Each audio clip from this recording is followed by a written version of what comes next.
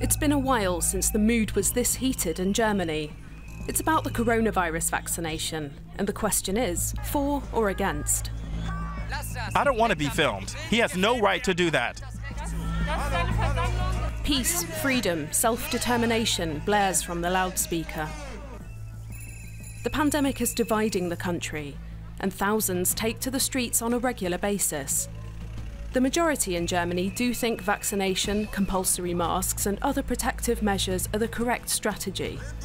A minority, however, feels oppressed by the state, and it's making its voice heard against a potential mandatory vaccination.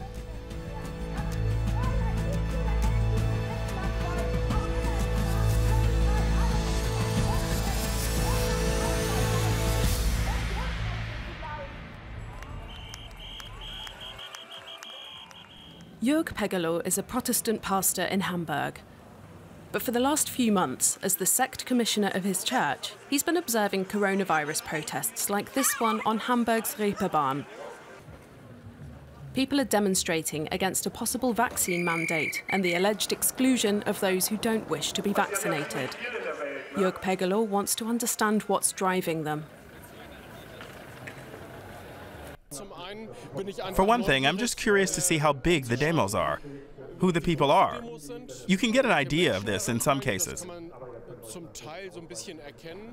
But I also listen to speeches to understand what's being said and why it's being said. I want to be able to stand here without breaking the law. The group of demonstrators is a mixed bag. But there is one thing that almost all of them have in common, says the Hamburg pastor. These are people who are very anxious about the current situation and are looking for an opportunity to express their frustration, anger, and uncertainty. The banner slogans are fierce, but the mood is peaceful. When asked about vaccinations, they don't mince their words. Almost everyone we talk to is unvaccinated. We're afraid of it. We want to protect our children and grandchildren from being injected with that stuff. I think that considering the normal approval periods, it's just very questionable why medication, so-called medication, has come onto the market in such a short space of time. I'm afraid. Other people are afraid of the disease. I'm afraid of the vaccination. There's a feeling of fear and distrust of orthodox medicine, politics, and the media. And it's driven some people to seek their own truths on the internet. I don't believe a lot of the numbers anymore because you also get a lot of different numbers from other sites. We're told things that aren't true. You can just tell. Anyone who's in tune with themselves must be able to sense that. Jörg Pegelow knows these conspiracy theories. Particularly widespread is the belief that the powerful pharmaceutical industry created the virus on purpose in order to earn billions with vaccines and medicines. Ultimately, the potential for discussion no longer exists when one person insists they know the unquestionable truth and the other is told that they simply haven't woken up to the truth yet, that they're just a sheep. The virus is harmless and those willing to be vaccinated are brainless sheeple. That's the view of many opponents, and it's how they vilify everyone else. Harald Wellmann also believes Germany has become hysterical. He's the Hamburg state chair of the new micro-party Die Basis. It's considered the party political wing of the anti-vaccination scene. Wellmann is convinced that not getting the vaccination is the sensible choice. In my opinion, society has been experiencing a mass psychosis for the last 2 years. Some people are more robust, don't let it get to them, or are so at peace with themselves that they can deal with it and try to get on with living their semi-normal lives. And others are just trapped in their fear.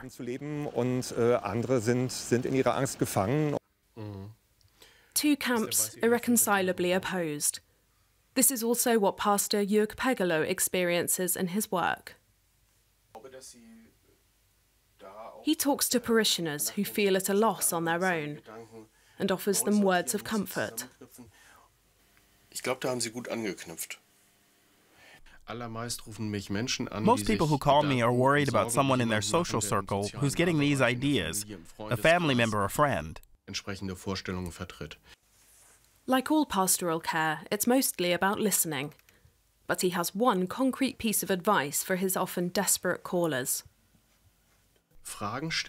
Ask questions and don't discuss. Because discussion actually just leads to an exchange of arguments, which can go on forever. This is exactly what René experienced. He works as a geriatric nurse in Berlin. His older brother has always been susceptible to conspiracy theories, he says. Still, they always got along well, until the arrival of the coronavirus. We spoke less and less, but when we did, the only topic was conspiracies. His brother's point of view clashed with his own often painful experiences of caring for the elderly. Then at Christmas, it all came to a head. I got into a rage. I couldn't bear it anymore. The conflict between my profession and these views, the denial of everything I do. I have to wear a mask, sometimes with head protection, a gown in the intensive care unit for the COVID patients. And then at home, you get told that it's all not true. So I had to protect myself, and I've broken off contact for now. For Martin, which isn't his real name, conspiracy theories played a part in his separation. His wife at the time, with whom he has 3 children, had become involved in an evangelical sect even before coronavirus. When the coronavirus pandemic started, things really took off. Then there were more and more obscure videos from experts or conspiracy theorists. It's a biological weapon, then no, it's all made up. The mask is a muzzle, it doesn't work, doesn't keep viruses out, but at the same time, no air gets through either. It was all just completely muddled. Then I was accused of being naive, of being a sheep, of not being critical.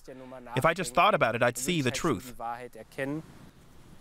In spite of all the insults, Martin didn't break off contact. In the end, his wife agreed to a vaccination for herself and their children, but after a long argument that took its toll on them both. Society is also in danger of drifting apart.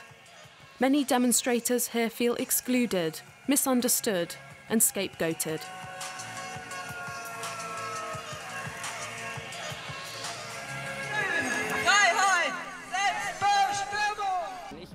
I can't go to a restaurant. I can't go to events. I'm really very restricted.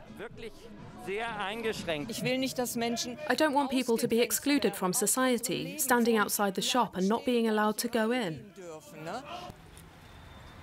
Indeed, in Germany, unvaccinated people have virtually been excluded from many establishments in recent months.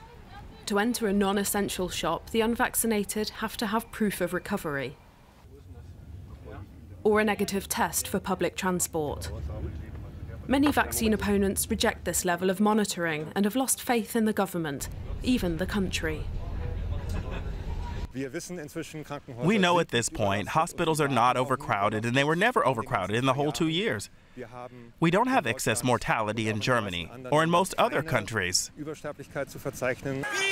This statement is demonstrably false, of course. Back at the Hamburg demo, the mood has become more agitated. But there's still very little need for police intervention. Overall, however, Germany's police complain of an increased level of aggression within society. Due to coronavirus, distrust of the state is growing, says Hamburg police trade unionist Lars Osborg.